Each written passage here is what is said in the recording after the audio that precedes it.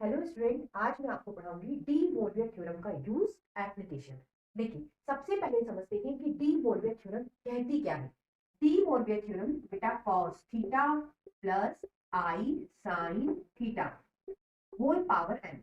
बेटा de Moivre theorem कहती है ये जो एन पावर होती है वो एंगल के साथ आ जाती है। कहने का मतलब कॉस, ये थीटा लिखा है, एन पावर उसके साथ आ गई तो एन थीटा, ठीक है, प्लस आई साइन, ये एन पावर इस थीटा के साथ आ गई तो एन थीटा।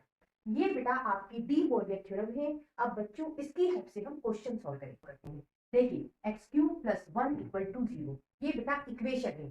सबसे पहले आपको एक्स की वैल्यू पता करनी होगी। ये प्लस का 1 है, दूसरी तरफ जाएगा माइनस का हो गया, ठीक है। अब बेटा हमें एक्स चाहिए, ये बेटा -1। जब एक तरफ से पावर हटाई जाती है तो दूसरी तरफ वही पावर बेटा 1 अपॉन करके लिखी जाती है। कहने का मतलब यदि यहां से 3 पावर में हटाऊंगी तो दूसरी तरफ बेटा वो 1 अपॉन करके लिखी जाएगी, मतलब 1/3, ठीक है। अब बेटा ये x इक्वल टू -1 को आप लिख सकते हो cos पाई। cos पाई की वैल्यू बेटा -1 होती है तो इस -1 को cos पाई लिख सकते हैं, ठीक है। हमें बेटा यहाँ पे कॉम्प्लेक्स नंबर का फॉर्म बनाना होता है तो आप इसके साथ में आई साइन पाई भी लिख लीजिए। अब देखिए cos पाई की वैल्यू -1 तो इस -1 की जगह मैंने cos पाई लिखा, ठीक है। और बेटा साइन पाई की वैल्यू 0 होती है। क्या होती है? 0। तो 0 इंटू आई 0 होगा, मतलब ये तो 0 है, ठीक है। और इस -1 की जगह cos पाई, तो हमने ये क्या करा, हमने इसे बेटा कॉम्प्लेक्स नंबर में बदल दिया, ठीक है, ताकि हम इस थ्योरम का यूज कर पाए। और ये पावर 1/3। cos पाई को आप लिख सकते हो cos 2n पाई प्लस पाई। अब ये कैसे लिखा उसको समझ लेते हैं। देखिए cos थीटा होता है बेटा cos 2n pi plus theta, इस तरह से लिखा है मैंने। देखिए यहाँ जो एंगल होता है बेटा वो यहाँ, ठीक है। तो अब आप देखिए यहाँ जो एंगल है वो यहाँ है ना। cos, इसको आप थीटा पढ़िए, ये तो फॉर्मूला क्या कहता है, cos 2n पाई और थीटा की जगह बेटा आपका पाई है ना। तो इसी तरह से आप इसको भी लिख लीजिए। यहाँ क्या हो जाएगा, साइन। साइन थीटा होता है sign 2n pi plus theta. इस फॉर्मूले की हेल्प से इसको भी लिख लेते हैं हम, आई साइन 2n पाई प्लस पाई और ये पावर 1/3।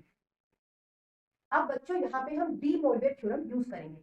क्या कहती है थ्योरम, ये जो पावर है बेटा एंगल के साथ आ जाती है तो बेटा ये 1/3 पावर एंगल के साथ लिख लेते हैं। तो x equal to cos 2n pi plus pi, ये पावर एंगल के साथ आ गई इस तरह से, plus i sine 2n pi plus pi, ठीक है। अब बच्चों हम इसमें n की वैल्यू डाल के आंसर निकालें। आपका क्वेश्चन इस तरह था, ठीक है। आपके क्वेश्चन में x की पावर कितनी है, x की पावर बच्चों 3 है। जितनी पावर x की होती है आंसर उतने ही निकलते हैं, मतलब 3 आंसर निकलेंगे, ठीक है। तो बेटा आपको यहाँ पे n की वैल्यू ऐसी रखनी है कि 3 आंसर निकल जाए, मतलब n आपको 0 से लेना होता है, 1 2। तो देखिए 0 लिया, फिर 1, फिर 2, फिर 3, फिर 4 5 6, इस तरह से लिया जाता है। लेकिन आपको सिर्फ 3 आंसर बनाने हैं तो आप 0 1 और 2 पे छोड़ो। बात समझ में आई? 2 के आगे आपको नहीं जाना है, ठीक है। अब इसमें हम सबसे पहले n इक्वल टू 0 पुट करेंगे।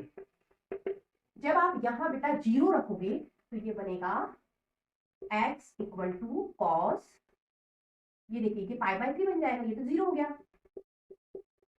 प्लस आई साइन, ये 0 हो जाएगा, ये पाई/3, ठीक है। x इक्वल टू cos पाई/3 की वैल्यू होती है 1/2 आई, साइन पाई/3 की वैल्यू होती है √3/2। ये बेटा एक आंसर बन गया।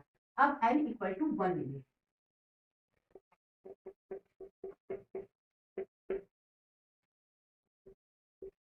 यहाँ n की जगह जब आप 1 रखोगे तो ये बेटा 2 पाई और ये पाई हो जाएगा 3 पाई अपॉन 3, प्लस आई साइन, यहाँ भी वही होगा 3 पाई अपॉन 3, ठीक है। तो 3 से 3 कैंसिल हो गया। cos पाई की वैल्यू होती है -1, तो बच्चों यहाँ हो गया -1। साइन पाई की वैल्यू बेटा 0 होती है, क्या होती है 0। तो आप इसे -1 भी लिख सकते हो, कॉम्प्लेक्स नंबर के फॉर्म में इस तरह भी लिख सकते हो। ठीक है, आगे चलते हैं। अब n इक्वल टू 2 पुट करेंगे। यहाँ पे आप 2 पुट करोगे तो 2 इंटू 2 4 और ये पाई 4 पाई हो जाएगा, और ये पाई कितना हो गया 5 पाई, कॉस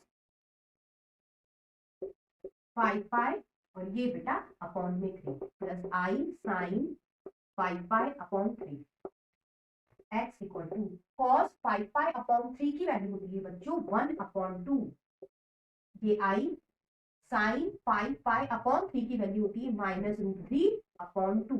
ठीक है, ये माइनस का ये प्लस का, प्लस माइनस माइनस होता है तो यहाँ माइनस हो जाएगा, तो आप इसको ऐसा लिख सकते हो 1/2 -√3 अपॉन 2 इंटू आई। इस तरह से बच्चों 3 पावर थी, तो बेटा आपको 3 आंसर मिल गए। अब बेटा इस इक्वेशन को डी मोलवियर थ्योरम की हेल्प से सॉल्व करिए। देखिए एक्स की पावर 3 माइनस का 1 ही दूसरी तरफ गया प्लस का हो गया। ठीक है, अब बेटा हमें x की वैल्यू चाहिए, यहाँ से 3 पावर जब हम हटाएंगे तो दूसरी तरफ बेटा वह 1 अपॉन हो जाएगी, मतलब 1/3 हो जाएगी।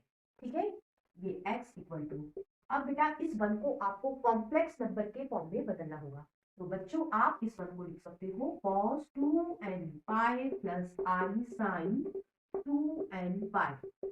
ठीक है, और ये पावर 1/3। अब ये बेटा कैसे लिखा उसकी बात कर लेते हैं। cos 2n पाई बेटा 1 होता है, क्या होता है 1, और साइन 2n पाई बेटा 0 होता है, तो ये तो बच्चों 0। ठीक है, और इस 1 की जगह लिखा मैंने cos 2n पाई। ठीक है, तो हमने बेटा इस 1 को कॉम्प्लेक्स नंबर के फॉर्म में बदल लिया। ऐसा करते क्यों? ऐसा इसलिए करते हैं कि हम डी मोलवियर थ्योरम का यूज कर पाए। ठीक है, अब बच्चों डी मोलवियर थ्योरम क्या कहती है कि ये जो पावर होती है एंगल के साथ हो जाती है, तो बिल्कुल इसका यूज कर लेते हैं। x equal to cos 2n pi upon 3 plus i sine 2n pi upon 3। ठीक है, अब बेटा हम यहाँ पे n की वैल्यू रख के 3 आंसर निकालेंगे। देखिए आपकी इक्वेशन में जो पावर है वो 3 है, तो x की वैल्यू कितनी मिलेगी 3 मिलेगी, मतलब हमें n की 3 वैल्यू रखनी होगी। तो आपको इस बात का ध्यान रखना है कि n की वैल्यू आपको 0 से स्टार्ट करनी है, मतलब n इक्वल टू आपको 0 1 2 3 इस तरह से लेना है, मतलब स्टार्टिंग 0 से होना चाहिए। हमें सिर्फ 3 वैल्यू चाहिए, तो 0 1 2 2 तक है। ठीक है, इससे आपको 3 वैल्यू मिल जाएगी। सबसे पहले n इक्वल टू 0 पुट कर लेते हैं। जब आप यहाँ 0 रखोगे तो बेटा ये पूरा 0 हो जाएगा, तो ये हो गया x equal to cos 0 plus i sine, यहाँ भी 0 हो जाएगा। कॉस 0 बेटा 1 होता है, ये आई साइन 0 0 होता है। ठीक है, तो आप इसे 1 भी लिख सकते हो या इस फॉर्म में भी लिख लो, कोई दिक्कत नहीं। आगे चलते हैं, n इक्वल टू 1। अब बेटा n इक्वल टू आप 1 रखोगे तो ये हो जाएगा 2 pi upon 3 cos 2 pi upon 3 plus i sine 2 pi upon 3। ठीक है, यहाँ 2 पाई अपॉन 3 तो यहाँ भी वही होगा। ठीक है, आगे चलते हैं। अब n इक्वल टू 2 पुट कर लेते हैं। x इक्वल टू, जब आप n की जगह 2 रखोगे तो 2 इंटू 2 4 और ये बेटा पाई अपॉन 3, तो cos 4 pi upon 3 plus i sine, यहाँ भी वही हो जाएगा 4 पाई अपॉन 3। इस तरह से बच्चों आपको जो इक्वेशन दी थी उसमें 3 पावर थी, तो बेटा आपने 3 आंसर निकाले हैं। इन्हें रूट भी कहा जाता है, मूल भी कहा जाता है।